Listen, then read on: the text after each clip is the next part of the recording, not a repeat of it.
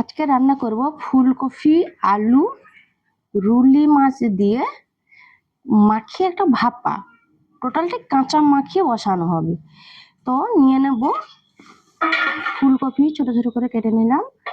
আলু এইভাবে লম্বা লম্বা করে, দেখুন জাস্ট এইভাবে কাটা হবে, মোটা হবে না।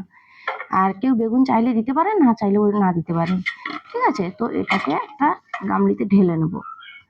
নিয়ে যে রুলি মাছ এটাকে চাইলে আপনারা আগে থেকে নুন মাখিয়ে রাখতে পারেন, না হলে এর এর উপরেই জাস্ট দিয়ে দিতে পারেন এইভাবে।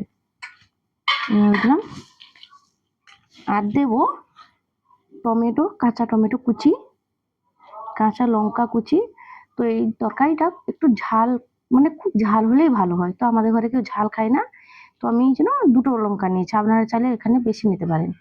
আর নিয়ে নেবো পেঁয়াজ কুচি, ঠিক আছে। পেঁয়াজ কুচি দিয়ে জাস্ট এইভাবে জিনিসটাকে রেডি করতে হবে। এবারে পরিমাণ মতো লবণ দেবেন, লবণ দেওয়ার পরে পরিমাণ মতো হলুদ দিলেন। টোটাল ব্যাপারটা কিন্তু এই কাঁচার উপরেই মাখানো হবে। আর একটু সামান্য লঙ্কা গুঁড়ো, আপনারা চাইলে এটা বেশি দিতে পারেন, ঠিক আছে। দিয়ে সব থেকে মেন জিনিস যেটা, কাঁচা সর্ষের তেল। এই তেলটা কিন্তু একটু বেশি দিতে হবে, যেহেতু এটা কাঁচা রান্না হবে না। এই তেলের উপরেই মেন ডিপেন্ড করবে রান্নাটা, ঠিক আছে। তো এটাকে আমি ভালো করে মিক্স করব, ভালো মানে জাস্ট খুব ভালো করেই মিক্স করতে হবে এটা আমাদের। দিলে এই মিক্সের উপরে এই জিনিসটা টেস্ট আসবে।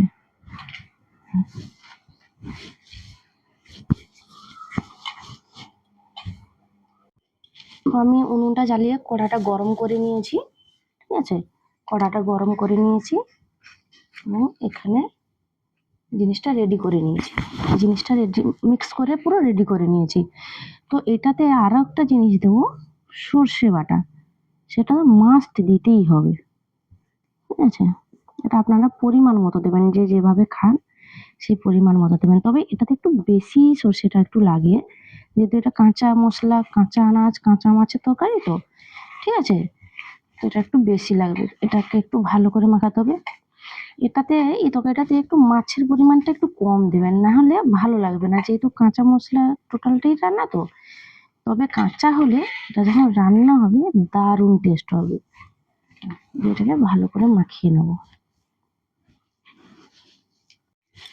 তো দেখুন এদিকে আমার কড়া গরম প্রায়, ঠিক আছে। এটাতে সামান্য একটু তেল দেবো, সামান্য একটু তেল দেবো, সামান্য একটু, সামান্য একটু জাস্ট তেল দেবো। কড়াটা এইভাবে করে নেবো, কারণ মশলাটা নাহলে জড়ে যাবে, আমার তো লেগে যেতে পারে। দিয়ে এবারে আপনার ওই মাখানো সবজিটা এর মধ্যে দিয়ে দেবেন, দিয়ে দিন। এবারে ওই গামলাটা ধুয়ে, বেলাটা ধুয়ে পরিমাণ মতো জল এই রান্নাটার মধ্যে দিয়ে দেবে, আনাজটা সেদ্ধ করার মতো।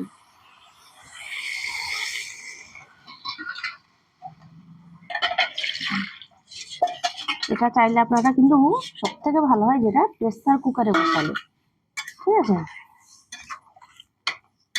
প্রেসার কুকারে বসালে এটা অনেকটা আরো দারুণ হয়, তাড়াতাড়িও হয়ে যায়, জলের পরিমাণও কম লাগে। যেহেতু এটা আমি উনুনে কড়াইয়ের মধ্যে বসেছি, তো এটাতে আমাকে একটু জল বেশি দিতে হবে, কারণ এই সবজিটা সেদ্ধ হবে না নাহলে, ঠিক আছে।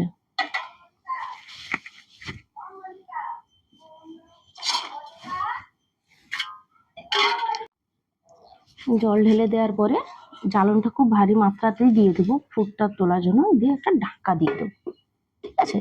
একদম জাস্ট ঢাকা দিয়ে এখন থাকবে জিনিসটা, মাঝে মধ্যে ওটাকে ঢাকনাটা খুলে একটু নেড়ে নিতে হবে।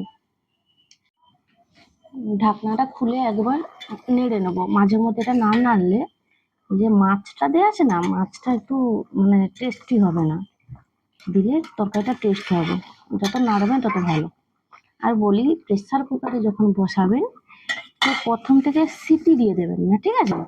সিটিটা খুলে রেখে বসাবেন, দিলে দেখবেন মাছটা মানে তরকারিটা টেস্ট হবে। একটু জল একটু কম দেবেন, তরকারিটা টেস্টি হবে। আর সিটি দেবেন না, যদি প্রয়োজনে শেষের দিকে যখন দেখছেন যে জুস মরে আসছে, জল ঠিক নেই, অথচ আনাজ সেদ্ধ হয়নি, তখন আপনি ওটাকে জল সিটি দিয়ে করে নিতে পারেন। দেখুন তরকারিটা কিভাবে ফুটছে, দেখতে পাচ্ছেন তো? দেখুন এইভাবেই ফুটবে, ঠিক আছে?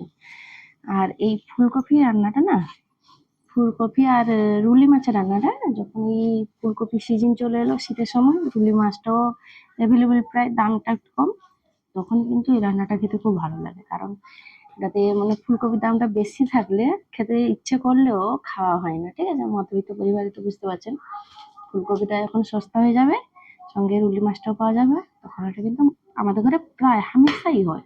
এটা আপনারা কিন্তু চাইলে ট্রাই করতে পারেন, খুব সুন্দর খেতে হয়। একটু কাঁচা কাঁচা প্রথমে হয়তো কেমন মনে হবে, তবে রেডি হওয়ার পরে যখন খাবেন না, তখন বুঝতে পারবেন টেস্টটা কেমন। তো দেখুন জাস্ট এইভাবে একটা ব্যাপার আসবে, ঠিক আছে? এইভাবে মাখো মাখো জিনিসটা চলে আসবে, একটু নেড়ে দিতে হবে এইভাবে। কি ভাবছেন মাছের চিন্তা করছেন তো? এই তরকারিতে মাছটা ঘেঁটে যাবে, কারণ এটা গোটা থাকলে মাছটা টেস্ট আসবে না, বুঝতে পারছেন তো? এইভাবে নেড়ে নিতে হবে। ফুলকপিও আমার সেদ্ধ হয়ে গেছে, ঠিক আছে? মাছটা পুরো ঘেঁটে গেলেই ভালো লাগবে, মাছ গোটা থাকলে ভালো লাগবে না। তো আমি আর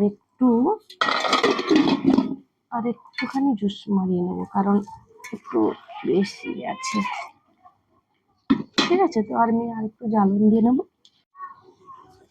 তো আমার রান্না কমপ্লিট, ঠিক আছে? আর এটা আমি ঢেলে নেব।